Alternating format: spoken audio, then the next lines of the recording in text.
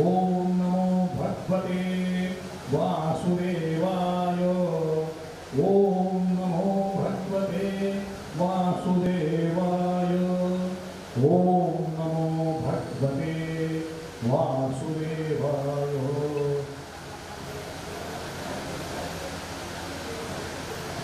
श्री गुरुभ्यो नमः। श्री परमगुरुभ्यो नमः। श्रीमदानंदतीर्थ भगवत्पादाचार्यगुरुभ्यो नमः। हरि ओम।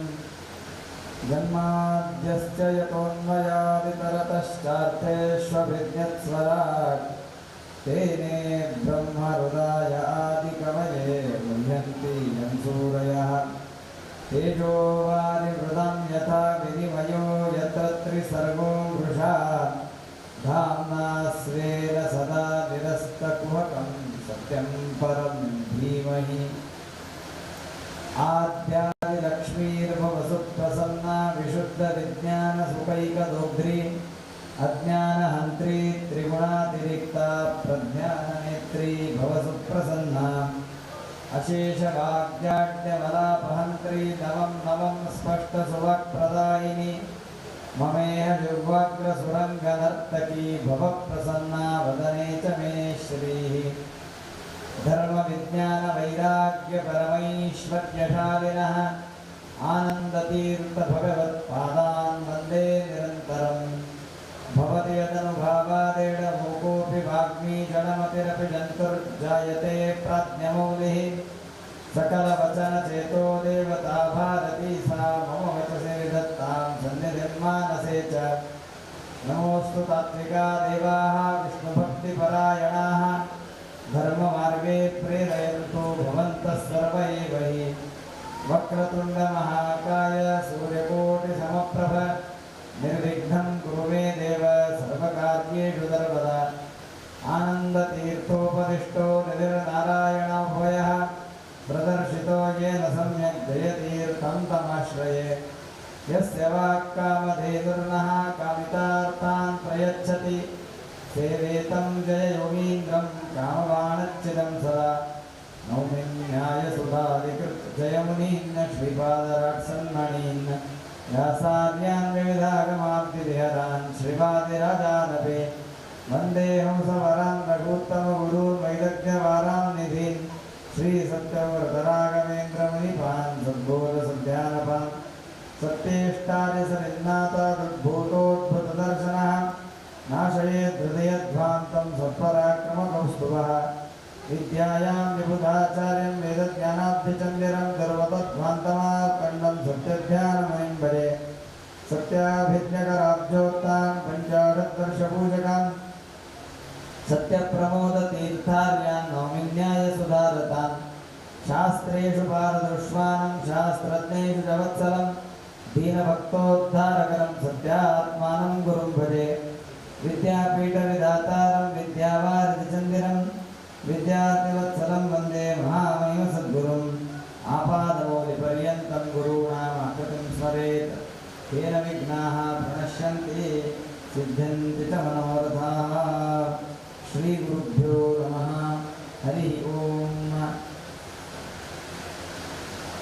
विघ्नध्वान्तनिवारणैकतरणि विघ्नाटवीहव्यवाड् विघ्नं ज्ञानकुलोपमरदरुलो विघ्नेव पञ्चाननः विघ्नोत्तुङ्गगिरिप्रवेदनकविः विघ्नादिकुम्भोद्भवः विघ्नाद्रौगगणप्रचण्डपवनः पायात्प्रसादो गुरुः। श्रीगुरुभ्यो नमः। हरि ओम। हरि ओम। हरि ओम। परमपूज्य अशा श्री श्री सत्यात्मतीर्थ स्वामीजींच्या चरणकमलांवर डोके ठेवून भक्ती श्रद्धातिशयपूर्वक अनंत साष्टांग प्रणाम समर्पण करून सर्व गुण परिपूर्ण सर्व दोष दूर सर्व अचिंत्य सर्वोत्तम सर्वेश्वर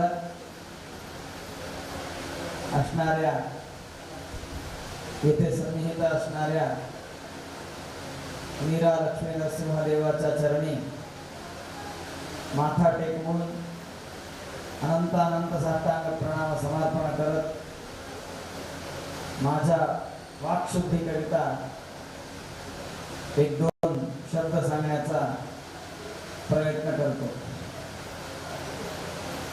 परमपवित्र अशा लक्ष्मी नरसिंहाच्या देवस्थानामध्ये आपण आहोत. अत्यंत पवित्र असे नवरात्री उत्सव आपण सर्वजण भक्तीने साजरा करत आहोत. त्यामुळे नरसिंहदेवाबद्दल प्रल्हाद राजांनी जी स्तुती केलेली आहे, जे स्तोत्र केलेलं आहे, ते आपण थोडं जाणून घेण्याचा प्रयत्न करूया. सर्वात अगोदर आपण भगवंताच्या चरणी प्रल्हादांच्या चरित्रापासून काय शिकायला पाहिजे ते थोडं पाहूया. कारण नरसिंह चरित्र आपण प्रायः दरवेळी ऐकतोच, पण त्यातून आपण काहीतरी बोध घ्यायला पाहिजे, एखादी शिकवण आपण शिकायला पाहिजे. आपल्याला कथा माहिती आहे, प्रल्हाद सज्जन होते, त्यांचे वडील हिरण्यकशिपू अत्यंत दुष्ट होते, दैत्य होते. त्यांनी त्यांना एका विद्यापीठात धर्म अर्थ काही नको, फक्त अर्थ काम, धर्म मोक्ष काही नको, अर्थ काम शिकायला म्हणून पाठवलं. तेव्हा त्यांनी भगवंताविषयी सांगितलं. वडिलांनी त्याला खूप काही शिक्षा देण्याचा प्रयत्न केला, जीवे मारण्याचा प्रयत्न केला, पण ते सगळ्यातून वाचून आले. शेवटचा प्रसंग प्रल्हाद राजांना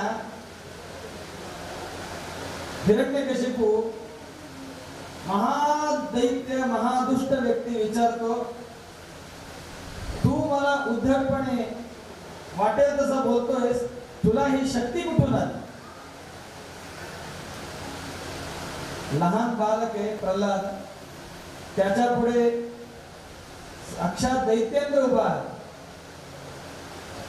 ज्या हिरण्यकशिपूला घाबरून इंद्राने स्वर्गलोक सोडला,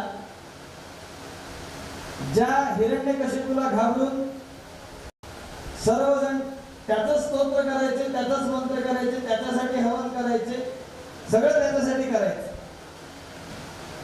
असा हा प्रचंड व्यक्ती समोर उभा आहे आणि तो विचारतोय, तुला शेवटचं विचारतो, तुला एवढं बोलण्याचं सामर्थ्य कुठून येते? त्यावेळी तो लहान बालक म्हणतोय, सवई बलम बलिनां चापरेशाम, मला न केवलम मे भवतश्च राजम, सवई बलम बलिनां चापरेशाम.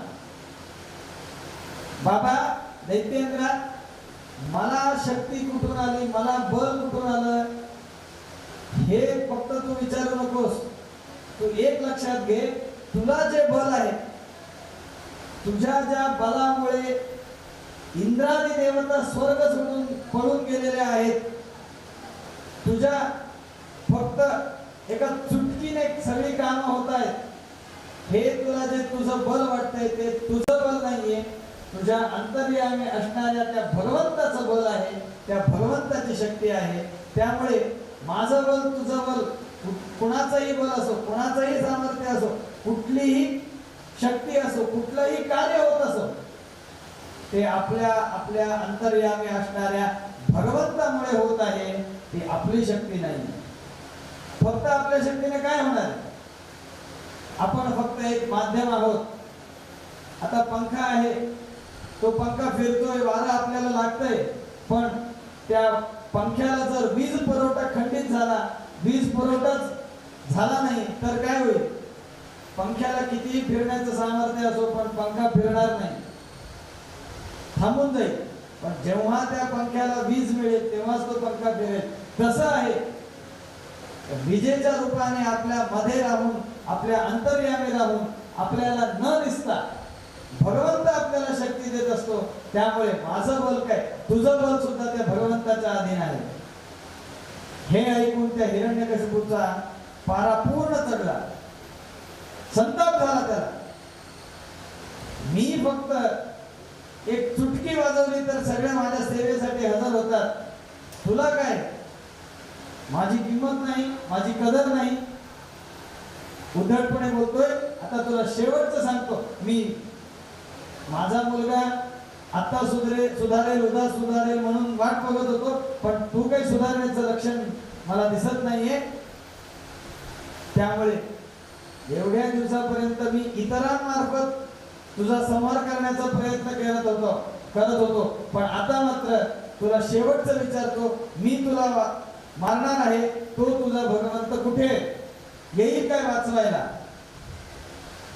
Do or die situation. अशा ह्या परिस्थितीमध्ये प्रल्हाद अत्यंत शांतपणे, किंचितही उद्विग्न न होता शांतपणे म्हणाले, माझा भगवंत सगळीकडे आहे. सर्वत्र चराचर प्रपंचामध्ये भगवंत व्याप्त आहे. माहित असणं वेगळं, श्रद्धा असणं वेगळं, विश्वास असणं वेगळं. माहिती आपल्याला पण आहे, पण अशी परिस्थिती आपल्यावर आल्यावर आपण प्रायः असेल असं म्हणू, पण प्रल्हादाची श्रद्धा जी होती, प्रल्हादाचा जो विश्वास होता, तो किंचितही डगमगला नाही, किंचितही डगमगला नाही. त्याने सांगितलं सगळीकडे. हिरण्यकशिपूने विचारलं, ह्या खांबामध्ये आहे का? प्रल्हाद म्हणाले, आहे खांबामध्ये. पुढे जाऊन त्याने त्या खांबाला बुक्की मारली, लात मारली, गदेने मारला, तिथून नरसिंह प्रकट झाले. ती कथा आपल्या सगळ्यांना माहिती आहे. सांगायचं तात्पर्य मला एवढं आहे, माहिती असणं वेगळं आणि ते प्रसंगी उपयोगात आणणं वेगळं. त्यामुळे प्रल्हाद राजांनी जी भक्ती दाखवली आहे, त्या भक्तीतील किंचित अंश जरी आपल्यामध्ये आला तर आपलं जीवन सार्थक होईल. आमचे गुरु परमपूज्य माहुली आचार्य नेहमी एक दृष्टांत सांगत असतात. किती विश्वास करायला पाहिजे देवावर, देवावर किती विश्वास ठेवायला पाहिजे, म्हणजे 100% विश्वास ठेवायला पाहिजे. छान दृष्टांत देतात. आपल्याला एक नदी ओलांडायची असेल किंवा एखादा खड्डा असेल, उडी मारून त्या खड्ड्याला ओलांडून जायचं असेल तर किती ओलांडायला पाहिजे? जेवढा खड्डा आहे तेवढं पूर्ण तू ओलांडलास तरच तू त्या ठिकाणी जाशील, त्या किनारी जाशील. आता नदी लागली, नदी किती ओलांडू? मी अर्धी नदी ओलांडतो, मला एवढंच जमतंय. किंवा मी 5%, 5%, 6-10% नदी ओलांडतो, काय होईल? 5% नदी ओलांडतो म्हटल्यावर काय म्हणा, मी नदीतच पडणार. 90% नदी ओलांडली तरी मी नदीतच पडणार आहे. मी नदीच्या बाहेर नाही, त्या किनारी पोहोचणार नाही. मला जर का त्या किनारी पोहोचायचं असेल तर मी 100% नदी पार करायला पाहिजे. तसं देवावर विश्वास किती ठेवावा हे प्रल्हाद राजांच्या चरित्रातून आपल्याला कळतं. 100% विश्वास ठेवावा. आपला विश्वास कसा आहे? आज आहे उद्या नाही, आज आहे उद्या नाही. एक ध्वज असतो ना, ध्वज लावलेला असतो, तो वाऱ्याने इकडे तिकडे फडफडत असतो. तसं आपलं देवालयात आलो, देवळात आलो, नमस्कार केला, तोपर्यंत पूर्ण विश्वास. एखादा विचित्र प्रसंग समोर आला तर आपण लगेच देवावर नाव ठेवायला तयार. तुझ्याकडे आलो होतो, तुझ्याकडे प्रार्थना केली, पण तू माझं काम नाही करून दिलंस. म्हणजे प्रल्हादांचं चरित्र, नरसिंहाचं चरित्र आपण जे ऐकत आहोत त्याच्यातून आपण काहीतरी बोध घ्यायचा असेल तर तो बोध कुठला? म्हणजे आपण आधी 100% विश्वास देवावर ठेवायला शिकायला पाहिजे. आज मला 5% विश्वास असेल तर आज देवाचं दर्शन घेऊन गेल्यानंतर मी तो 10% पर्यंत पुढे नेला पाहिजे. अशा प्रकारे आपण आपल्या जीवनामध्ये 100% भगवंतावर विश्वास जेव्हा ठेवू तेव्हा आपण करत असलेली जी साधना आहे, भगवंताचं दर्शन आहे, जी काही आपण सेवा करत असू ती सर्व सेवा अत्यंत सार्थक होईल. नरसिंहदेव प्रकट झाले, त्यांनी नरसिंहदेवांनी हिरण्यकशिपूला मारलं. सगळं झाल्यानंतर सुद्धा नरसिंह उग्र रूपामध्ये होते. त्यावेळी ब्रह्मदेव आले, नारद आले, सगळ्यांनी स्तोत्र केली. तरी लक्ष्मी नरसिंहदेव शांत झाले नाही. त्यावेळी सगळ्यांनी प्रल्हादाला पाठवलं. त्यावेळी सांगतात लक्ष्मी देवीला पाठवलं. तुमचे पती महाशय खूप रागात आलेले आहेत, काहीतरी त्यांना तू गेलीस तरच ते शांत होतील. लक्ष्मी म्हणाले मी आमच्या पतिदेवांचं हे रूपच पाहिलेलं नाहीये, त्यामुळे मी येणारच नाही म्हणाले. ते तात्पर्य आपण जाणून घ्यायला पाहिजे. लक्ष्मी देवीला भगवंताच्या अनंत रूपांचं ज्ञान आहे. तरी सुद्धा प्रल्हादाला एक विशिष्ट स्थानमान द्यावं. त्याने जी भक्ती केलेली आहे, त्याने जी श्रद्धा भगवंतावर ठेवलेली आहे, ती श्रद्धा त्या भक्तीचं फळ जगाला कळावं म्हणून प्रल्हाद गेल्यावरच भगवंतानं शांत व्हावं ह्या अभिप्रायानं लक्ष्मीने सांगितलं मला काय माहित नाही बाबा असलं. त्यावेळी प्रल्हाद पुढे येतात. सिंहासनावर विराजमान उग्र रूपामध्ये नरसिंह आहे. त्यावेळी प्रल्हाद राजा म्हणतात ब्रह्मादय सुरगणा मुनयोत सिद्धाः सत्वैकदानमतयो वचसां प्रवाहैः नान्तं परस्य परतोऽप्यधनापि यान्ति किं तोष्टुमर्हति समे हरिरुग्रजातेः. आल्या आल्या प्रार्थना करायला सुरुवात केलेली आहे प्रल्हादांनी. ते सांगतात भगवंता मी काय बरं तुझं स्तोत्र करू. मी तुझं स्तोत्र करण्यास अत्यंत असमर्थ आहे. किम तोष्टुमर्हति समे हरिरुग्र जाते. तुझं स्तोत्र ब्रह्मादी देवता करतात, रुद्रदेव करतात, इंद्रादी देवता करतात. ब्रह्मादय सुरगणाः मुनयोत सिद्धाः. कसे आहेत ते सगळे सत्वैकदानमतयः. सत्व गुण सूक्ष्म सूक्ष्म अत्यंत सूक्ष्म सत्व गुण ज्यांच्यामध्ये काम करतो, अत्यंत शुद्ध मती ज्यांची आहे, ज्यांच्या बुद्धीला कधीही वाईटाचा स्पर्श झालेला नाहीये, मिश्रित म्हणतात ना तसं मिश्रित नाही, शुद्ध सगळं, असे ब्रह्मादी देवता तुझं स्तोत्र करतात. वचसा प्रवाहही. तुझं स्तोत्र करतात करतात करतात करून स्तोत्र करून करून थकून जातात. अशा या ब्रह्मादी देवतांकडून स्तुत्य असणारे आहे नरसिंहा. राक्षस कुळामध्ये जन्म घेतलेला मी काय बरं तुझं स्तोत्र करू. किम तोष्टुमर्हति समे हरिरुग्र जाते. उग्र जातीमध्ये माझा जन्म झालेला आहे. दुष्ट लोकांच्या सहवासामध्ये मी आहे. मी काय तुझं स्तोत्र करू शकतो. वेदांनाही नाही कळला. अनंत वेद आहेत. एक 10 श्लोक 20 श्लोकाचं एखादा मंत्र म्हटलंय, एक 1,00,000 श्लोकात्मक. वेद किती आहेत. अनंतावै वेदाः. श्रुती वेदच सांगतो मी अनंत आहे.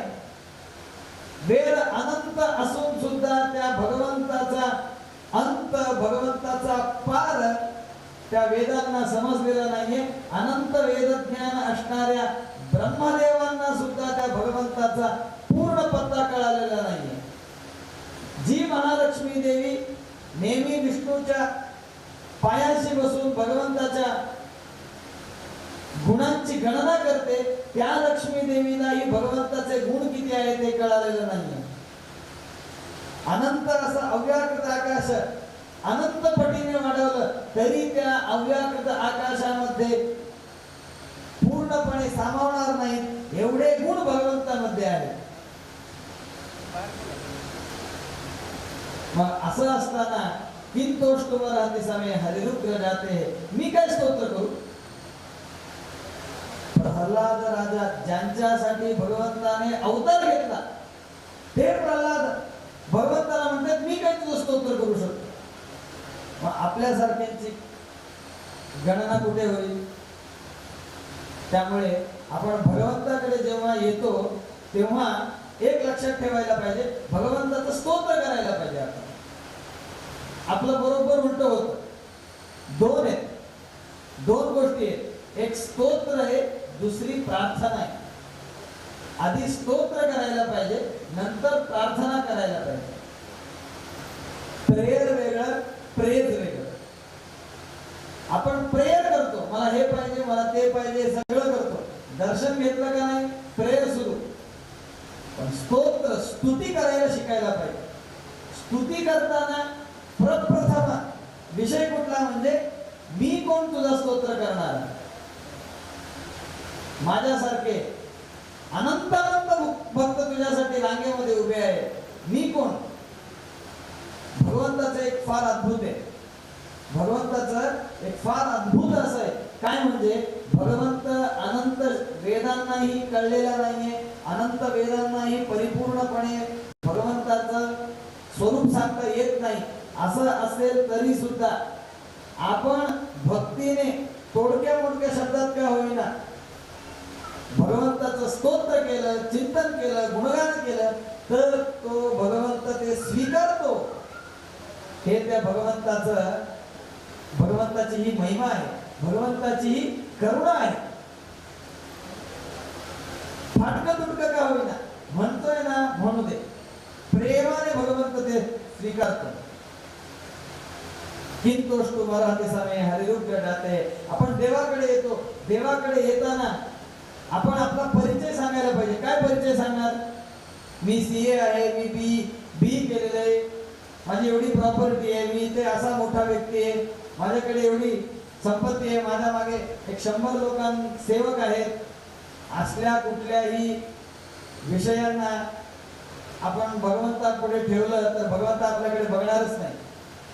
आपण भगवंताकडे आलेलो असताना भगवंता तुझ्या अनंत अनंत दासांपैकी आमचे गुरु आहेत, आमचे जे परमपूज्य उत्तरादी मठाधीश सत्यार्थतीर्थ स्वामी जे आहेत त्यांचा चरण सेवक आहे मी. एवढं सांगितलं तर भगवंत आपल्याकडे बघतो, भगवंत आपल्यावर कृपा दृष्टी टाकतो. करुणा पूर्ण दृष्टीभ्याम दीनम माम अवलोकय. जिथं स्तोत्रामध्ये ब्रह्मदेव सांगतात करुणा पूर्ण दृष्टीभ्याम दीनम माम अवलोकय. भगवंता मी तुला बघतो का नाही बघत, पण तू मात्र माझ्यावर करुणापूर्ण दृष्टी ठेव. करुण्याची झालर तुझ्या त्या दृष्टीमध्ये असू दे. फार महत्वाचं आहे. कारण आपण तेव्हा जेवढाच येतो तेव्हा देवालाच बघतो असं नाहीये. आपण अनेक वेळा देवळामध्ये झालेला अलंकार बघतो, देवाला घातलेले हार बघतो, सोनं बघतो, नाणं बघतो, किती भक्त आलेले आहेत ते बघतो. मी सर्वात पुढे जाऊन जेव्हा नमस्कार करतो तेव्हा मला किती लोक बघतील हे आपण पाहत असतो. पण आपल्या आपण जेव्हा दर्शन घेत असतो तेव्हा भगवंत आपल्या मनामध्ये फार नसतो. दुर्दैवाची गोष्ट आहे. म्हणून ब्रह्मदेव खूप सुंदर प्रार्थना करतात, करुणापूर्ण दृष्टीभ्याम दीनम माम अवलोकय. मी माझ्या प्रवचनात नेहमी एक गोष्ट सांगत असतो. अशाच एका सुंदर देवळामध्ये नरसिंहाचं दर्शन घेण्याकरिता म्हणून एक अंध व्यक्ती आला. अंधारा होता, त्याला काहीच दिसत नव्हतं. सगळ्यांची रांग चालली होती, रांगेमध्ये उभा राहिला. सगळ्यांनी त्याला सगळे घेऊन गेले आणि परत तो मागे सुद्धा आला. काय बघितलं. अंधारा जेव्हा बाहेर आला तेव्हा सगळ्यांनी विचारलं काय बघितलंस रे, काय तुला देवाचे अलंकार दिसले का, देवाचं रूप दिसलं का, काय दिसलं का, मंदिरातला आरास दिसली, काय दिसलं. तो म्हणाला मला काहीच दिसलं नाही. मग एवढ्या वेळ त्या रांगेमध्ये उभे राहून काय प्रसादासाठी आला होता का काय. प्रसादासाठी रांग वेगळी होती, दर्शनासाठी रांग होती. तुला तर दिसत नाही म्हटल्यावर रांगेत का आलास. त्या आंधळ्याने दिलेलं उत्तर खूप सुंदर आहे. मी ह्या जन्मामध्ये माझ्या पापकर्मानुसार आंधळा झालेलो आहे, पण मी ज्या देवाच्या दर्शनाला गेलेलो आहे तो देव मात्र आंधळा नाहीये. त्या देवाने त्याची करुणापूर्ण दृष्टी माझ्यावर टाकलेली आहे. मी माझं धन्य भाव समजून मी आलेलो आहे. किती सुंदर आहे. आपण जितकं देवाला बघितलेलं असेल, पण महत्वाचं काय आहे देवाने आपल्याला बघायला पाहिजे. मोठे मोठे अधिकारी येतात, मोठे मोठे व्यक्ती येतात, त्यांना आपण बघतो, पण हे जेव्हा आपल्याला बघतात किंवा आपल्याशी वार्तालाप करतात तेव्हा होणारा आनंद वेगळाच आहे. त्यामुळे कितीही दर्शनामध्ये कितीही वेळा आपण नरसिंहाचं दर्शन घेतलेलं असो, पण नरसिंह आपण येतो तेव्हा डोळे मिटून बसले तर आपलं काय अवस्था काय आहे. त्यामुळे भगवंताचं स्तोत्र करताना आपण आपल्या गुरूंद्वारे भगवंताकडे जेव्हा जातो तेव्हा भगवंत लख डोळे उघडून आपल्यावर अनुग्रह करतो. मन्ये धनाभिजन रूप तपश्रुतौज तेज प्रभाव बल पौरुष बुद्धी योगा नारायणाय भवन्ति परस्य पुंसो भक्त्या तुतोष भगवान ननुयूथ पाय. खूप सुंदर प्रार्थना करतात.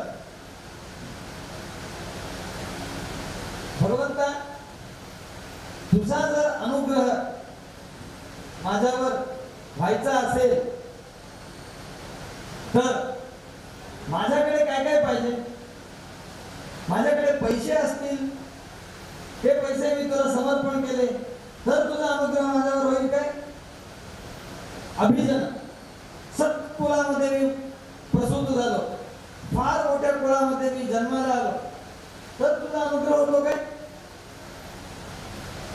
तप केलं, श्रवण केलं, तेजस आहे, प्रभाव आहे, बळ आहे, काय बलिष्ठता, कोणीही माझ्या समोर टिकणार नाही एवढं बळ असेल तर तुझा अनुग्रह होतो काय. बुद्धी, काय बुद्धी, सर्वोत्तम ऐक्य असणारा व्यक्ती मी आहे असं असेल तर तुझा अनुग्रह होतो काय. भगवंता हे जे उपाय आहेत त्या उपायांनी मिळणारा व्यक्ती तू नाहीस. मन्ये धनाभिजन रूप तपश्रुतौज तेज प्रभाव बल पौरुष आपव्यो बुद्धि योगा नाराधनाय भवन्ति परस्य पुंसो भक्त्या तुतोष भगवान ननुयूथ पाय. भगवंताच्या आराधनेला हे कुठलेही उपाय पुरे पडत नाही. काय पाहिजे. भक्त्या तुतोष भगवान ननुयूथ पाय. भक्ती पाहिजे, भक्ती पाहिजे. ती एक भक्ती आपल्याकडे असेल तर आपल्याला सगळं मिळेल. भगवंताच्या आराधनेकरिता, भगवंताच्या अर्चनेकरिता, भगवंताचं स्तोत्र करण्याकरिता, भगवंताचा अनुग्रह प्राप्त करण्याकरिता भक्ती एक असेल, बाकीचं काही नसेल तरी चालेल. पण भक्ती नसेल, बाकीचं सगळं आडंबर असेल तर काही उपयोगाचं नाही.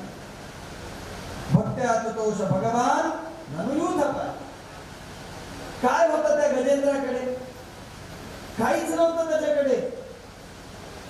त्याच्याकडे आधी बळ होतं. त्या बळाने त्याने मगरीच्या तावडीतून सुटण्याचा प्रयत्न केला. त्याच्याकडे त्याचे सहकारी होते, त्याचे सवंगडी होते, त्याचा परिवार होता.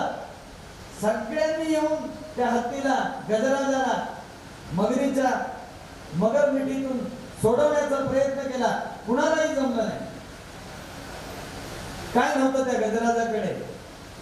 ऐश्वर्य होतं, मद होतं, सगळं होतं. तरीही मगरीच्या तावडीतून तो सुटला नाही. केव्हा सुटला. जेव्हा भक्तीने त्याने नारायणाखिल गुरो भगवन् नमस्ते आर्त हाक मारली, भक्तीने भगवंताची आळवणी केली, भक्तीने भगवंताचं स्मरण केलं, त्यावेळी भगवंत तिकडे धावून आले आणि त्या भगवंताने त्या गजराजाला वाचवलं. भक्त्या तुतोष भगवान ननुयूथ पाय. द्रौपदी देवीकडे काय होतं. जे काही होतं ते सगळं पणाला लागलेलं होतं. जे काही होतं ते सगळं पांडवांनी गमावलेलं होतं. आता द्रौपदीकडे म्हणून काय होतं. काहीही नव्हतं. दुःशासन भरलेल्या त्या सभेमध्ये भीष्म पितामहांसारखे ज्येष्ठ व्यक्ती असणाऱ्या त्या सभेमध्ये सन्मान देकर त्या द्रौपदीचं वस्त्रहरण करत होता. त्यावेळी द्रौपदीकडे भगवंताला देण्यासाठी म्हणून काय होतं. काही नव्हतं. जे होतं ते सगळं गेलेलं होतं. आता वस्त्र एक राहिलेलं होतं. ते सुद्धा वस्त्र तो दुःशासन काढण्याचा प्रयत्न करत होता. त्यावेळी द्रौपदी देवीने काय केली? भक्तीने भगवंताला आठवलं, भगवंताने अक्षय वस्त्र दिले. त्यामुळे भगवंताचा अनुग्रह जर आपल्यावर व्हायचा असेल, माझ्यावर भगवंताचा अनुग्रह होवो अशी इच्छा जर आपल्याला असेल, तर अत्यंत महत्वाचा गुण म्हणजे भक्ती.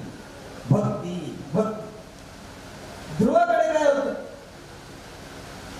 सुरुचीने त्याला वडिलांच्या मांडीवरून फेकून दिलं. तुला जर या उत्तानपादाच्या मांडीवर बसायचं असेल तर माझ्या पोटी जन्म घे म्हणून त्याचा अपहास केला. निघून गेला ध्रुवराजा. वनामध्ये राहून त्याने तपश्चर्या केली. त्या भगवंताच्या भक्तीनेच त्याला सर्व काही मिळालं. त्यामुळे काय आपण देऊ भगवंताला? काय देऊ? काही देऊ शकत नाही आपण. देव आपल्याला मन मागतो, आपण मन सोडून सगळं देवाला देतो. विचित्र आहे. भगवंत सांगतो तुझं काही नको रे बाबा, माझ्याकडे सगळं आहे.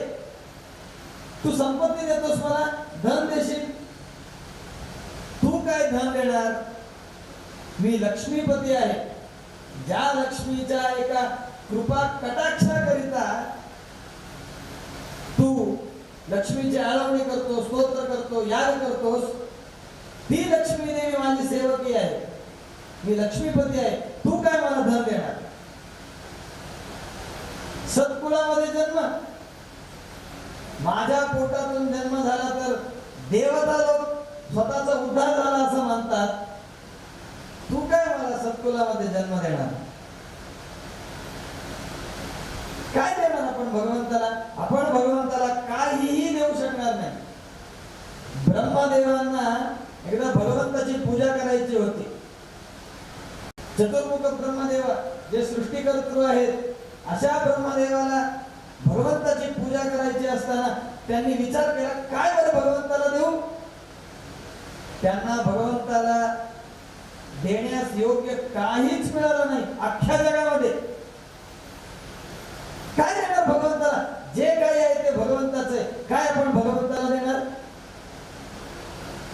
गंगेचं पाणी भगवंता मी तुझ्या अभिषेकासाठी आणले. भगवंत म्हणतो ती गंगाच माझ्या पायातून उद्भवलेली आहे. काय देणार आपण भगवंताला? फुलं वाहणार, फुलांची सृष्टी भगवंताकडून, फुलांचा रंग भगवंताकडून, फुलांना असणारा वास भगवंताने दिलेला वास आहे. जे काही आहे ते भगवंताचं आहे. काय आपण भगवंताची पूजा करू शकणार आहोत? एखाद्याच्या घरी आपण जाणार, घरी जाऊन त्यांना सांगणार थोडे तुम्ही तांदूळ आणून द्या, थोडे डाळ आणून द्या, भाजी आणून द्या, आणि त्यांना स्वयंपाकाला लावायचं. त्यांनी स्वयंपाक केला, सगळं केलं, त्यांना बसवायचं, त्यांच्या घरचंच पान वाढायचं, तुम्ही तुमचं वाढून घ्या म्हणायचं, त्यांच्या घरातून दक्षिणा मागून त्यांना द्यायची. हा, श्री कृष्णार्पणमस्तु. ब्राह्मण भोजन झालं. कोण स्वीकार करेल असलं ब्राह्मण भोजन? काय म्हणते लोक? तुम्हाला जर ब्राह्मण भोजन घालायचं असेल तर तुम्ही तुमच्या घरी स्वयंपाक करा, तुमचे घरचे सगळे सामान वापरा, तांदूळ वगैरे तुम्ही आणा. चांगले. एखाद्याच्या ब्राह्मणाच्या कडून 100 रुपये घ्यायचे आणि त्यालाच द्यायचे, श्री कृष्णार्पणा, तुम्हाला दक्षिणा दिली. कोण घेणार असते दक्षिणा? कोणी घेणार नाही. पण जगामध्ये असा एकमेव व्यक्ती आहे की त्याचंच त्याला दिलं तरी तो संतुष्ट होतो, तो म्हणजे भगवंत. उद्या आपण एखाद्या ठिकाणी कामाला लागू, काम म्हणून काहीतरी करू, पगार यायला पाहिजे. पगार कुठून येणार? तुमचं जे बँक अकाउंट आहे ना, त्यातलेच पैसे तुम्हाला देतो. घ्या तुम्ही असला पगार. कोणीही घेणार नाही. द्यायचे असतील तर तुमचे वेगळे पैसे द्या, माझेच काय तुम्ही देता?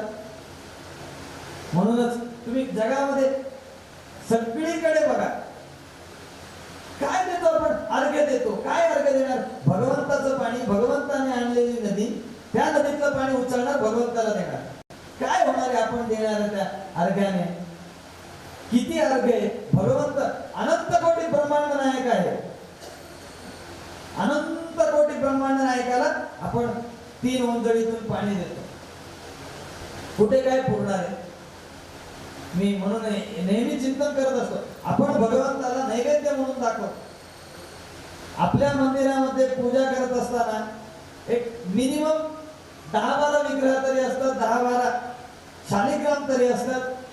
आपण जे नैवेद्य भगवंताच्या समोर आणून ठेवतो ते नैवेद्य एका व्यक्तीलाही पूर्ण होईल एवढं नसतं, तरी भगवंत ते अत्यंत प्रेमाने स्वीकारतो. असा व्यक्ती कोण आहे?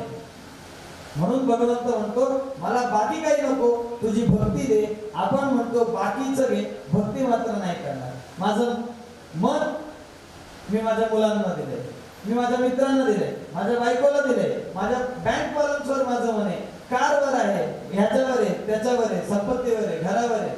माझं मन सगळे दुसरीकडे वाहून गेलेले आहे. भक्ती आता तोषा भगवान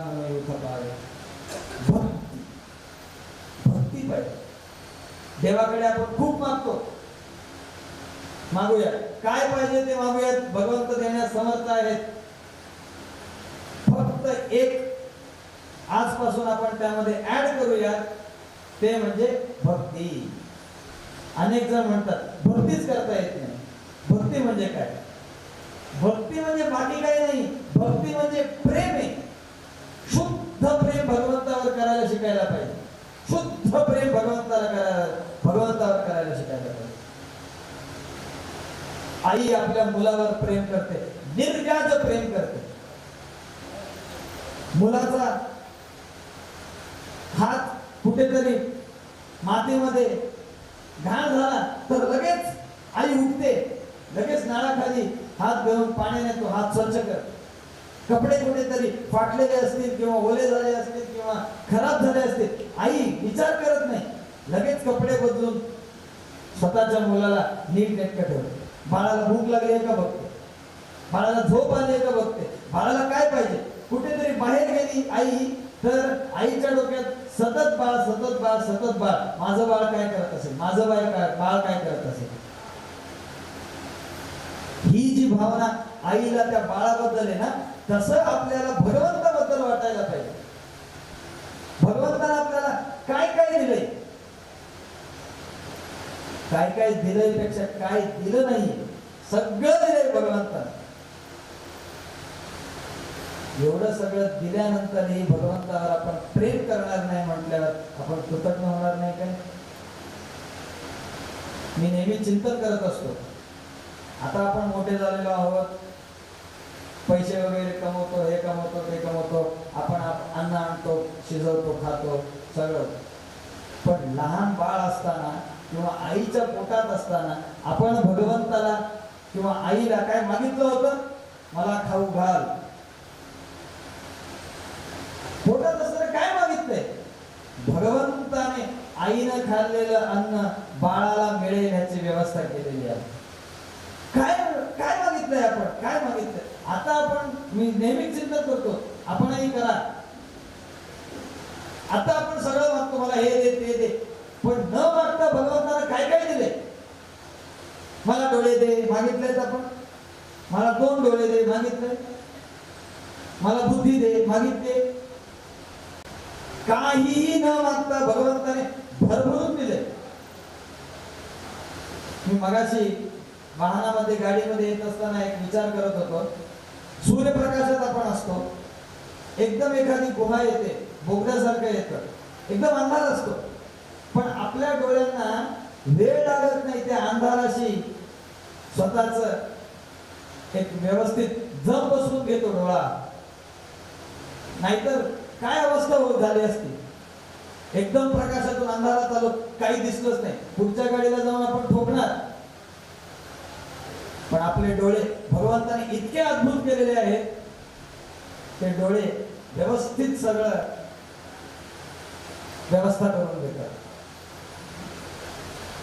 शब्द आपल्याला ऐकू येतात, त्या ठिकाणी आपण वळतो. आपण पुढे चाललेलो असतो, हॉर्न वाजवतात मागचे, आपल्याला शब्द ऐकू आला, एवढंच नाही, शब्द कुठून आला हेही कळतं आपल्याला. फक्त शब्द कळतो असं नाहीये, शब्द कुठून आला, आवाज कुठून झाला हेही कळतं. आपण बाजूला होतो. मागून हॉर्न मारलाय, पुढून हॉर्न ऐकायला आला तर काय, अजून मागे गेलो तर काय होणार, मागच्या गाडीला पण धडकणार. म्हणजे भगवंताने केलेली व्यवस्था किती आहे, खूप व्यवस्था आहे. ऑटो झूम आहे आपल्या डोळ्यांमध्ये, ऑटो झूमिंग आहे. लांब बघताय ऑटो झूमिंग होईल, जवळच बघताय बरोबर त्या वस्तूवर तुमची दृष्टी जाईल.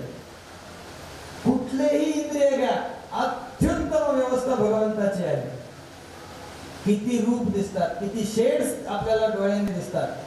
एक दिवस फक्त त्या डोळ्यांची किंमत कळायला पाहिजे तर डोळे मिटून एक दिवस जगून पहा. कानांची किंमत कळायची असेल तर एक दिवस काही ऐकू नका, कानांची किंमत कळेल. भगवंतांना दिलेलं जे आहे ते अपार आहे, न मागता दिलेलं आहे. मग अशा भगवंतावर आपण प्रेम करायला नको. काय भगवंतावर प्रेम करणं म्हणजे काय अवघड नाहीये. एखाद्या मुलीवर प्रेम करणारे प्रेमी असतात, ते स्वतःच घरदार विकून त्या मुलीसाठी काय काय वस्तू दे, मोबाईल दे, हे दे ते दे करत असतात. भगवंताचं तसं काहीच नाहीये. भगवंत म्हणतो तू माझ्यावर प्रेम कर, त्याच्यासाठी तू तुझं सर्वस्व संपवायची गरज नाहीये. तू जे खातोस तेच फक्त मला नैवेद्य म्हणून ठेव, मी त्याचा स्वीकार करून तुझ्यावर अनुग्रह करेन. इथे बसलेले सगळेजण साक्षी असाल, भगवंतासमोर जे जे नैवेद्य म्हणून आपण ठेवतो ते सगळंच सगळं आपल्याला परत मिळतं. ह्याच विश्वासाने आपण देवासमोर नैवेद्य ठेवलेलं असतं. देवाने ते ताटच खाल्लं तर नको बाबा. एक 10 यलगूर म्हणून गाव आहे, त्या गावी भगवंताला पुरणाच्या पोळीचा नैवेद्य दाखवतात. कसा दाखवतात म्हणजे किती पुरणाच्या पोळ्या केलेल्या असतात ते सगळे ठेवतात. 1000 पोळ्यांची अशी मांडणी केलेली असते. त्या भगवंताने सगळ्या खाल्ल्या तर पुढच्या दिवसापासून आपण नैवेद्य नको, काही नको, गोविंदा म्हणून. म्हणजे भगवंत खातो तरी सुद्धा त्याच्यामध्ये काहीही कमतरता झालेली नसते. मी तुमच्या घरी येऊन जेवून गेलो तर तुम्ही जो स्वयंपाक केलाय तो कमी होईल, बरोबर ना.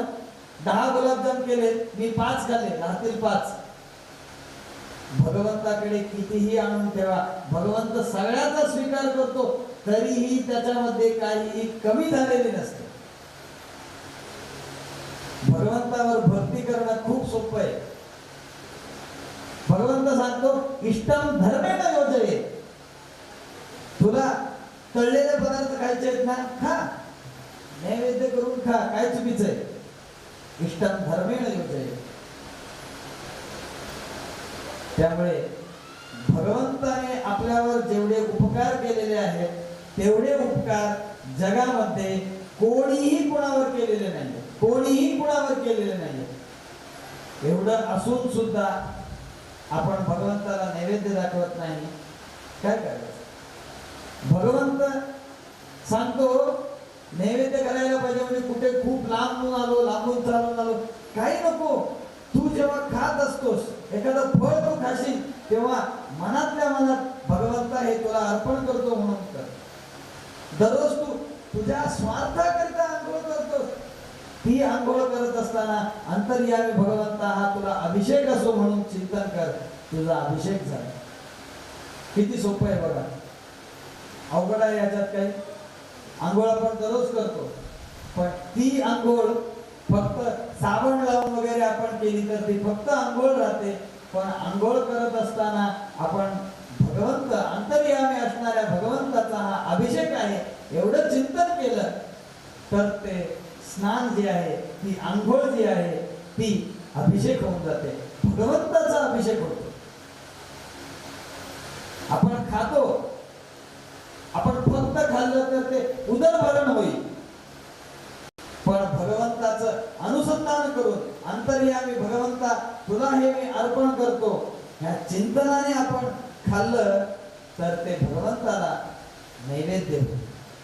संचार पदयो प्रदक्षिण विधी स्तोत्राने सर्व गिरा यद्यत् कर्म करो तदखिलम विष्णो स्तवाराधना. आपण इथे फिरतो, तिकडे फिरतो, सगळीकडे फिरतो. चालणे हे माझ्या अंतर्यामी असणाऱ्या भगवंताचा उत्सव आहे एवढं आपण चिंतन केलं तरी बाद झालं. आपण किती चालतो ते सगळं रथोत्सव होईल, प्रदक्षिणा होती. धर्म करणे अवघड नाहीये. धर्म करायला मन पाहिजे, अनुसंधान पाहिजे, भगवंतावर श्रद्धा पाहिजे. आपण दररोज ऑफिसला जातो ना, वाहनामध्ये बसून जातो ना. भगवंता तुझं वाहन आहे, अंतर्यामी भगवंता तुझा हा रथोत्सव समर्पण करा. रथोत्सवाचं पुण्य नित्य रथोत्सव. नित्य रथोत्सव कुणाला करायला मिळेल हो? कुणाला करायला मिळणार आहे नित्य रथोत्सव? आपण एखाद्या प्रसंगी मोठ्या मोठ्या देवस्थानात येऊ, त्यावेळी रथोत्सव असेल, पौर्णिमेला वर्षातून एकदा दोनदा महारथोत्सव होत असतो, त्यावेळी आपल्याला रथोत्सवामध्ये सहभागी होता येईल. तेव्हाही हजारो भक्त जमलेले असतील तर किती 1-2 मिनिटं तरी ती दोरी रस्सी खेचायला, आपल्याला रथाची रस्सी खेचायला मिळाली तर परम भाग्य मानतो आपण. पण आपण अनुसंधान केलं, चिंतन केलं तर नित्य रथोत्सवाचं पुण्य आपल्याला मिळतं, भगवंत देतो. त्यामुळे भक्त्यातुतोष भगवान मनुयूथ पाय विप्राद्य षड्गुणयुतादरविंदनापपादारविंद विमुखाच्च पदं वरिष्ठं मन्ये तदर्पित मनोवचनात्मगेह प्राणः पुनाति सकलं न तु भूरिमाः.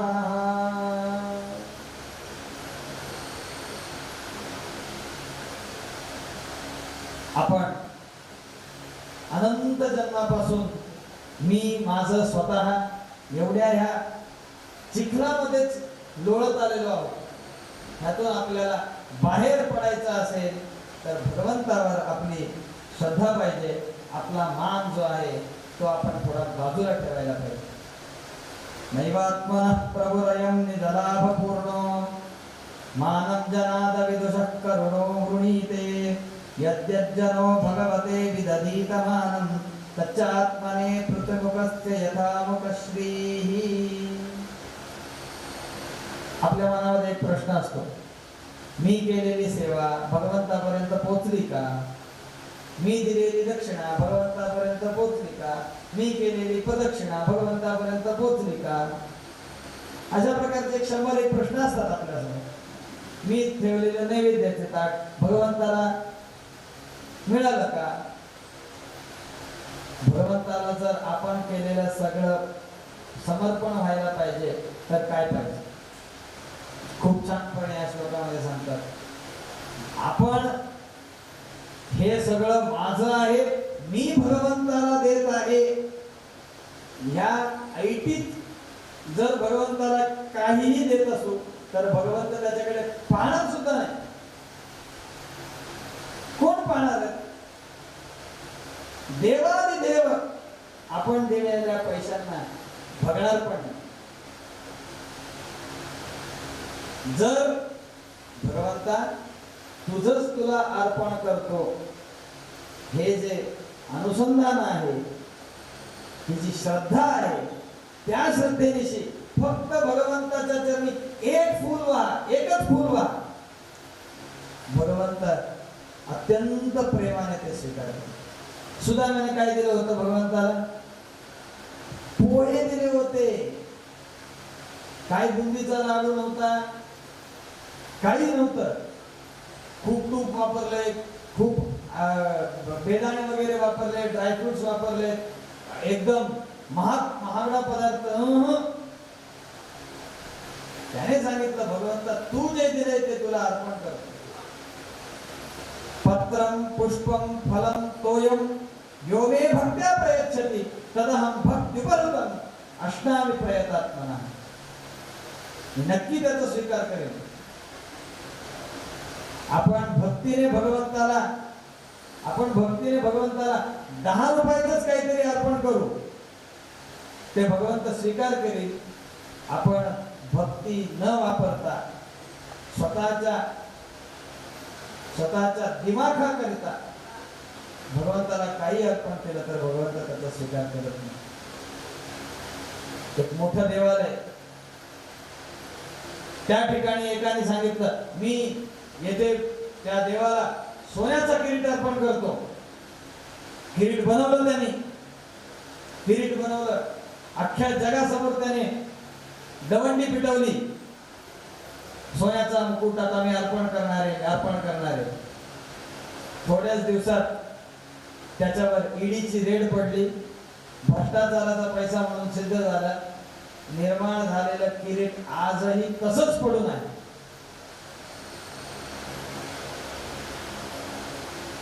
भक्ती असेल, भगवंताला 1 तोळा सोनं द्या, अर्धा तोळा सोनं द्या, 1 ग्रॅम अर्धा ग्रॅम सोनं द्या, भगवंत फार मोठा किरीट करून तो भगवंत स्वतःच्या डोक्यावर घालेल. यद्यपि आपल्याला संपूर्ण सोन्याचा मुकुट बनवायची योग्यता नसेल, पण भक्तीने आपण जे ग्रॅम भर सोनं दिले ना, ते भगवंत स्वतः मुकुट करून डोक्यावर घालेल. अजून एक महत्वाचं, भगवंताला का द्यायला पाहिजे, भगवंताला का द्यायला पाहिजे. एखाद्या ब्राह्मणाला आपण जेवू घालतो का, स्वतःला पुण्य पाहिजे याकडे. जेवल्यानं काय होईल, तो ब्राह्मण जेवतो तेव्हा त्याच्या पोटात अन्न जाईल, त्याला जी भूक लागलेली असेल ती जाईल. एखादा भिक्षुकी मागतो, त्यावेळी त्याला आपण देतो, त्यावेळी ते त्याला फायद्याचं ठरेल. 10-10, 12-12 तास काम करतात, त्यांना पगार मिळतो, त्या पगाराने स्वतःचं घर ते चालवतात. म्हणजे आपण जे जे काही करतो ते सगळं आपल्या गरजा भागवण्याकरिता करत असतो. भगवंताला का द्यायला पाहिजे, कारण भगवंत तर परिपूर्ण आहे, भगवंताला कशाचीच अपेक्षा नाही. भगवंताला महालक्ष्मीची सुद्धा अपेक्षा नाही.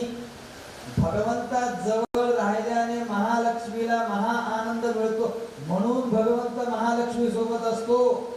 भगवंताला लक्ष्मीची सुद्धा अपेक्षा नाही. ब्रह्मदेव नसेल तर जगाची सृष्टी होणार नाही, म्हणून भगवंताने ब्रह्मदेवाला निर्माण केलं असं कुणी समजू नका. जगाची सृष्टी ब्रह्मदेवांकडून भगवंत करून घेतो, कारण या सृष्टीच्या व्यापारामध्ये भगवंत त्याने ब्रह्मदेवाला जेव्हा वापरतो तेव्हा ब्रह्मदेवाला महापुण्य मिळतं. म्हणून जगाचा संहार करण्याकरिता भगवंत रुद्रदेवांना सांगतो का, स्वतःच्या आज्ञेचं परिपालन केल्याने रुद्रदेवाला अनंत पुण्य मिळावं म्हणून. त्यामुळे नरसिंहदेव जे आहेत त्यांना आपण काहीही अर्पलं तरी ते आपल्यासाठीच असतं, भगवंताकरिता काहीच नसतं. मग भगवंताला का द्यावं. त्याला काय गुलाबजाम खूप आवडतात, एवढे दिवस गुलाबजाम खाल्ले नव्हते, घे बाबा तुला गुलाबजाम, असं काय आहे का, नाही. प्रल्हाद स्वामी खूप सुंदरपणे सांगतात, यद्यज्जनो भगवते विदधीतमानं तच्चात्मने प्रतिमुखस्य यथा मुखश्री. देवाला का द्यावं ह्याचं उत्तर एका शब्दात सांगायचं झालं तर आपल्याला मिळावं म्हणून भगवंताला द्यावं. आपल्याला मिळावं म्हणून भगवंताला द्यावं. शास्त्र एक दृष्टांत भागवतामध्ये सांगतात, खूप सुंदर असं दृष्टांत सांगतात. मी आरशामध्ये छान दिसावं, मी आरशामध्ये टिपटॉप दिसावं, तर काय करायला पाहिजे. मी आरशामध्ये छान दिसायला हवा ह्याकरिता खूप महागडा आरसा घेऊन येण्याची गरज नाहीये. लाख रुपयाचा आरसा घेऊन आलो मी, का तर मी आरशामध्ये छान दिसावं. Not necessary. तू 1000 रुपयाचा आरसा आण, तू छान दिसायला पाहिजे अशी जर तुझी अपेक्षा असेल तर तू आधी रेडी हो. तू छानपणे तोंड धुवून ये, मुखप्रक्षालन करून ये, छानपणे गंध लाव, चांगले कपडे परिधान कर, छान दिसशील. म्हणजे काय झालं, आरसा आरशामध्ये आपण सुंदर दिसावं ह्याकरिता आपण रेडी झालो तर बाद झालं. आरशाला काही गरज नाही. आरशा एक 5 रुपयाचा आरसा असेल तोही आपल्याला आपलं मुख छानच दाखवतो. मी सगळ्या माझ्या मुखाला तोंडाला काहीतरी काळं फासून आलो आणि त्या आरशामध्ये छान दिसावं, कसं काय दिसणार? इम्पॉसिबल. तसं भगवंताला आपण सगळं का द्यावं? म्हणजे भगवंत बिंब आहे, आपण त्याचे प्रतिबिंब आहोत. बिंबाला जे ते देतो ते प्रतिबिंबाला मिळतं, म्हणून भगवंताला द्यायचं. आरशामध्ये आपण छान दिसावं. आरसा म्हणजे काय? आरशामधलं आपलं जे रूप आहे त्याला काय म्हणतात? प्रतिबिंब म्हणतात. आरशाचा बाहेर जो मी उभा आहे त्याला काय म्हणतात? बिंब म्हणतात. ते बिंबाला सगळं घालायचं. आरशामध्ये असलेल्या त्या प्रतिमेला हार घालत नाही. आपण हार घातला तर तिकडे सुद्धा हार दिसतो. आरशामध्ये मला हार दिसावा म्हणून आरशाला हार घातला तर नॉट नेसेसरी. आरशाला हार घालायची गरज नाहीये, तू हार घाल. तसं आहे. भगवंत बिंब आहेत, आपण त्याचे प्रतिबिंब आहोत, म्हणून भगवंताला अर्पण केलं तर भगवंत परिपूर्ण आहे. तो स्वतःकडे काही ठेवून घेत नाही. ते सगळं भगवंत अनंत पटीने आपल्याला देतो, अनंत पटीने आपल्याला देतो. म्हणजे भगवंत घेतो हे सत्य आहे, पण कशासाठी घेतो? परत देण्याकरिता म्हणून घेतो. आपल्यालाच परत देण्याकरिता म्हणून घेतो. स्वतःसाठी भगवंत काही घेत नाही. ही भगवंताची अपार करुणा आहे. सुदामाकडून भगवंताने काय घेतलं? मगाशी मी सांगितलं, 2 घास पोहे दिले तिने. सुदामा घरातून निघाला. सुदामाने विचारलं, भगवंताकडे कृष्णाकडे चाललोय, काय देशील? तिने इकडे तिकडे पाहणी केली, घरामध्ये काय नव्हतं. बाजू शेजाऱ्यांकडे गेली, थोडं काय मिळेल का बघितलं. थोडे पोहे मिळाले होते. ते पोहे तिने बांधून सुदामाच्या पत्नीने बांधून सुदामाच्या हातावर ठेवले. सुदामा घेऊन गेला. कृष्णाने आनंदाने पोहे खाल्ले. सुदामा कृष्णाच्या घरून निघाला. कृष्णाने काहीही दिलं नाही. कृष्णाने काहीही दिलं नाही. एका क्षणी त्या सुदामाच्या मनामध्ये शंका येऊन गेली, अरे देवाकडे मी आलो, माझं सगळं दारिद्र्य परिहार होईल म्हणून मी आलो, पण काय झालं नाही ना. सुदामा ज्ञानी होता म्हणून त्याला पुढच्या क्षणी वाटलं, जर मला सगळी संपत्ती आली तर कदाचित मी उन्मत्त होईल, भगवंताचं स्तोत्र करणार नाही, म्हणून भगवंताने मला रिक्त हस्ताने पाठवलेला आहे. असा विचार करत करत एका गावाशी येतोय. जे गाव जिकडे तिकडे सगळीकडे तुटलेली घरं होती, फुटलेली घरं होती. ज्या गावातील लोक अत्यंत साध्या राहणीमानाचे होते, तो पाहतो काय, रत्नाची घरं, रत्नाने सजवलेली बनवलेली घरं, सोन्याची घरं, मोठी मोठी घरं. त्याला एका क्षणात वाटून गेलं, मी काय ऍड्रेस चुकलो काय, गुगल मॅपने मला काय फसवलं की काय, कुठे दुसरीकडे घेऊन आलं काय.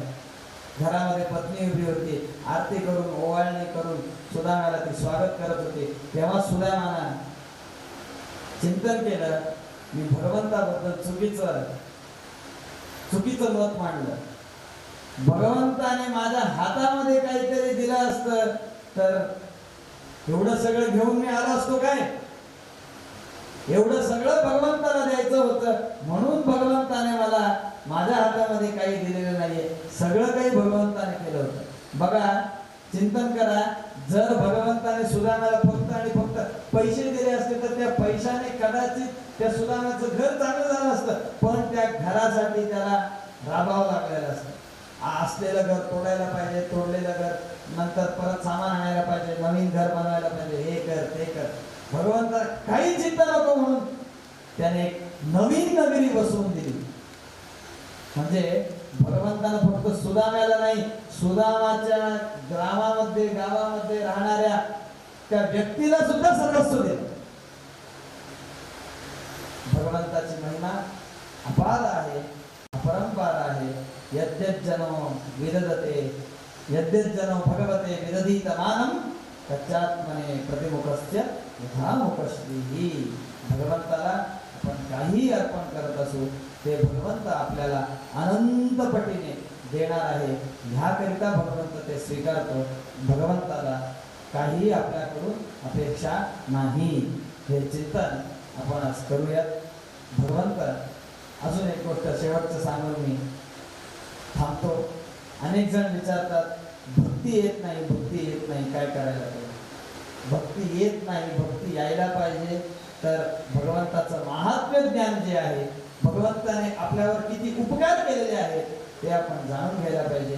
आणि भगवंताकडे सगळं जे मागतो त्याबरोबर भक्तिं प्रदेहे भगवान स्थैर्यश्च रामे तदीय पदपद्म निषेवणंच. तुझ्या चरणारविंदांवर सुदृढ अशी भक्ती दे अशी आपण प्रार्थना करत जाऊ. भगवंत नक्की आपल्याला दे. भगवंतांना आपल्याला न मागताच सगळं दिलेलं आहे म्हटल्यावर भक्ती मागितल्यावर ती भक्ती कशाला मागतो? भगवंत मिळावा म्हणून. मग भगवंत ती भक्ती देणार नाहीत काय? नक्की देणार. त्यामुळे मीरा नरसिंहा भगवंताच्या चरणी आपण सर्वजण हात जोडून भगवंताला प्रार्थना करूयात. भगवंता तुझ्या चरणांवर चरण कमलांवर सुदृढ अशी निर्व्याज अशी भक्ती देऊन माझा उद्धार कर. गुरुमध्वांतर्गत श्रीकृष्णार्पणमस्तु. इदं ज्ञानं हरेः पूजा हरेरेवोदितं सदा हरि अधीनं च सर्वत्र इत्येवं न्यासो हरौ स्मृतः. सर्वगुणसम्पूर्णः सर्वदोषविवर्जितः प्रियतां प्रीत एवालं विष्णुर्मे परमसुहृत्. अनेन भावयत् पुण्यं वाप्नोतु गुरुर्मम. श्रीकृष्णार्पणमस्तु. जे काही सांगितलेलं आहे त्यामध्ये अनेक चुका आहेत.